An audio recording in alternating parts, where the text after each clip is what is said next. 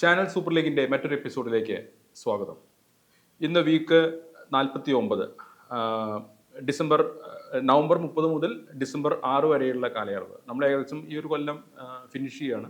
ഇനി ഏകദേശം മൂന്നാഴ്ചകളേ ഉള്ളൂ വീക്ക് എൻഡിലേക്ക്. നമുക്ക് ശരിക്കും ഒരു വർഷത്തെ ഒരു വിശകലനമൊക്കെ നമുക്ക് കമ്മിങ് വീക്കുകളിൽ നമുക്ക് ഉൾപ്പെടുത്താവുന്നേ ഉള്ളൂ. കാരണം ഈ വർഷം 2024 ഒട്ടേറെ മാറ്റങ്ങൾ ചാനലിൻ്റെ ഭാഗത്തുനിന്ന് വന്നിട്ടുണ്ട്. പലപ്പോഴും പ്രത്യേകിച്ച് ന്യൂസ് ചാനൽസിൻ്റെ ചിലർ വളരുകയും ചിലർ ഒന്ന് താഴുകയൊക്കെ ചെയ്തിട്ടുള്ള സംഭവ ബഹുലമായിരുന്നു സത്യത്തിൽ 2024 പല രീതിയിൽ പറയുകയാണെങ്കിൽ.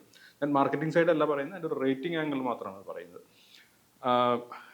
ഈ ആഴ്ചയും പ്രത്യക്ഷത്തിൽ ഇപ്പോൾ നമ്മൾ എൻ്റർടൈൻമെൻറ്റ് ചാനൽ പോലെ തന്നെ ന്യൂസ് ചാനൽസും ആ പൊസിഷനിൽ വന്നുകൊണ്ടിരിക്കുകയാണ്. എല്ലാവരും സ്റ്റേബിളാണ് ഒരുവിധം. അപ്പോസിഷനൊന്നും വലിയ മാറ്റങ്ങളില്ല, ചെറിയ ഫിഗറുകളിലെ ചെറിയ മാറ്റങ്ങൾ മാത്രമേ ഉള്ളൂ. നമ്പർ 1 പൊസിഷൻ നിൽക്കുന്ന ഏഷ്യാനെറ്റ് ന്യൂസ് തന്നെയാണ്, 93.74. Second position reporter 79.34. Third position 24 news 64.74. And fourth position Manorama 41.38. Fifth position Mathrubhumi 38.09. and 7th position Janam 20.98. Next Kairali 19.21. Then News 18 13.23. and last one Media One 9.3. Updations നോക്കുകയാണെങ്കിൽ വലിയ കാര്യമായിട്ടുള്ള ഡ്രാസ്റ്റിക് ആയിട്ടുള്ള ചേഞ്ചസ് എന്ന് പറയാനില്ല എങ്കിൽ പോലും 24-ൻ്റെ ഒരു ചെറിയൊരു ഗ്രോത്ത് ടെൻഡൻസി കാണിക്കുന്നുണ്ട്. ഈ ഒരു ഗ്രൂപ്പിൽ കുറച്ച് ഗ്രോത്ത് കാണിക്കുന്നത് അവരാണ് ഈ ആഴ്ച.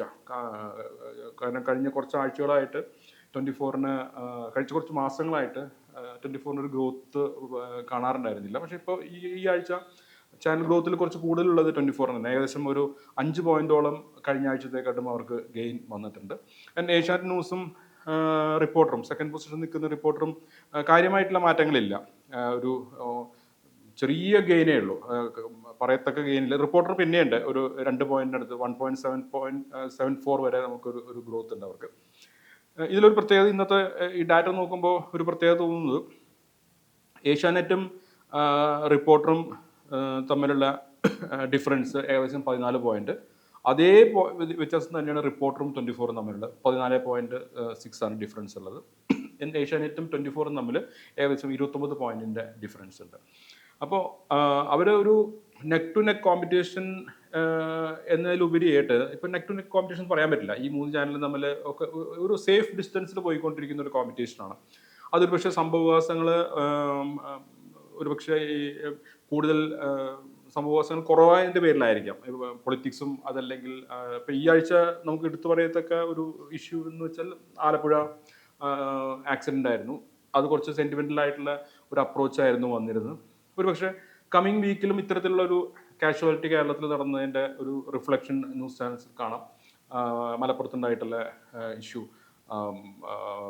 അതും ഒരുപക്ഷെ കൂടുതൽ വ്യൂവേഴ്സിനെ ആ ഒരു ആക്സിഡൻറ്റിലേക്ക് നയിച്ചേക്കാം. അതർവൈസ് നമുക്ക് വേറെ ഒന്നും ന്യൂസ് ചാനൽസിൽ വേറെ വ്യത്യസ്തമായിട്ടുള്ള കാര്യങ്ങളൊന്നും ഈ ആഴ്ച വന്നിട്ടില്ല. എൻ്റർടൈൻമെൻറ്റ് സെക്ടറിൽ നോക്കുകയാണെങ്കിൽ ചെറിയ മാറ്റങ്ങളുണ്ട്. 2 ഇതിൽ കേരള 2+ലാണെന്നുണ്ടെങ്കിൽ ഏഷ്യാനെറ്റ് തന്നെ നമ്പർ 1 ആൻഡ് സെക്കൻഡ് പൊസിഷൻ മഴവിലാണ്. സി കേരളത്തെക്കാട്ടും ഒരു ചെറിയൊരു ഡിഫറൻസിൽ മഴവിൽ മനോരമ സെക്കൻഡ് പൊസിഷനിൽ. And third position Zee Keralam.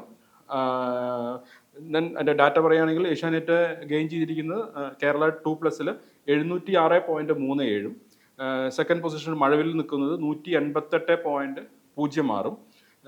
C Keralam 186.3. And fourth പൊസിഷനിൽ ഫ്ലവേഴ്സ് 177.35. ആൻഡ് ഫിഫ്ത്ത് പൊസിഷനിൽ സൂര്യ മാറ്റിയിട്ട് ഏഷ്യാനെറ്റ് മൂവീസാണ് നമ്മൾ 2+ൽ അച്ചീവ് ചെയ്തിരിക്കുന്നത് 151.53. ഇത് തന്നെ മാർക്കറ്റിങ്ങിൽ നോക്കുന്ന മെഷർമെൻറ്റ് യൂണിറ്റ് വേറെയാണ്. അതിൽ 50+ നമ്മൾ അർബൻ ആൻഡ് റൂറൽ നോക്കുമ്പോൾ ഡിഫറൻ്റ് ഉണ്ട്. അവിടെ സി കേരളം തന്നെയാണ് സെക്കൻഡ് പൊസിഷൻ നിൽക്കുന്നത്. ഏഷ്യാനെറ്റ് 885, നമ്പർ 1 അവർ തന്നെയാണ്. And second position Zee Keralam 245.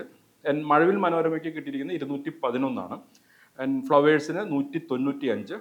Fifth position Surya. ആ ഒരു സെക്ടറിൽ സൂര്യ തന്നെ 161. അപ്പോൾ ഇതിൽ വ്യത്യസ്തമായിട്ടുള്ള വേറെ ഇതിൻ്റെ ഒരു വളരെ കീറി മുറിച്ച് പരിശോധിക്കേണ്ട കാര്യമൊന്നുമില്ല. ആസ് യൂഷ്വൽ തന്നെയാണ് കിട്ടിയിട്ടുള്ളത്. ഒരുപക്ഷെ ഇനി കമ്മിങ് വീക്കിലോ ഒക്കെ ഒരുപക്ഷെ ഈ എൻ്റർടൈൻമെൻറ്റ് ചാനലിൻ്റെ ചെറിയൊരു വേരിയേഷൻ ഉണ്ടാവാൻ സാധ്യതയുണ്ട്. കാരണം ഈ കഴിഞ്ഞ കുറച്ച് ആഴ്ചകളായിട്ട് മാറ്റങ്ങളില്ലാതിരുന്നെങ്കിൽ പോലും ഈ കഴിഞ്ഞ ആഴ്ച മുതൽ 1-2 പുതിയ ലോഞ്ചുകൾ ഉണ്ടായിട്ടുണ്ട്. ഇനി വരാൻ പോകുന്ന ആഴ്ചകളിലും പുതിയ സീരിയൽസ് സ്റ്റാർട്ട് ചെയ്യുന്നുണ്ട്. ഇതിൻ്റെ ഒക്കെ ഒരു ക്വാളിറ്റിയെ ഡിപ്പെൻഡ് ചെയ്തിരിക്കും. ക്വാളിറ്റി ഇൻ ദ സെൻസ് അതിൻ്റെ ഒരു വ്യൂവർഷിപ്പിൻ്റെ ഒരു താല്പര്യം നോക്കിയിരിക്കും ആ വേരിയേഷൻസ്. പൊതുവെ കുറച്ചുകൂടി കോമ്പാക്റ്റ് ആയിട്ടുള്ള സബ്ജക്ട്സ് ആണ് വരുന്നത്. കഴിഞ്ഞ ആഴ്ച മഴവില്ല് സീരിയലിൻ്റെ റേറ്റിംഗ് പുറത്തു വന്നിരുന്നു. അതും മോശമല്ലാത്ത ഒരു ലോഞ്ച് വന്നിട്ടുണ്ട്. എങ്കിലും നമുക്ക് എടുത്തു പറയാറായിട്ടില്ല. ഒരു വലിയൊരു ചേഞ്ച് ഉണ്ടാവും. അതുകൊണ്ടാണോ ചില സെഗ്മെൻറ്റിൽ മഴവില്ല് നമ്പർ 1 ആയി നമ്പർ 2 ആയതെന്ന് പറയാൻ പറ്റത്തില്ല. അത് ഒരു കമ്മിങ് ഒരു 4 ആഴ്ചയും കൂടി നോക്കിയാലേ പറയാൻ പറ്റും. ഒരു ഡിസംബർ ലാസ്റ്റ് ആകുമ്പോഴത്തേക്കും നമ്മുടെ വീക്ക് ഇയർ എൻഡ് ആകുമ്പോഴത്തേക്കും ഏകദേശം ഒരു രൂപ നമുക്ക് നൽകാൻ പറ്റും എന്തായാലും. പിന്നെ വേറെ റേറ്റിങ്ങിൽ വേറെ ഡ്രാസ്റ്റിക് ആയിട്ടുള്ള ചേഞ്ചസോ കാര്യങ്ങളോ ഒന്നും ഉണ്ടായിട്ടില്ല.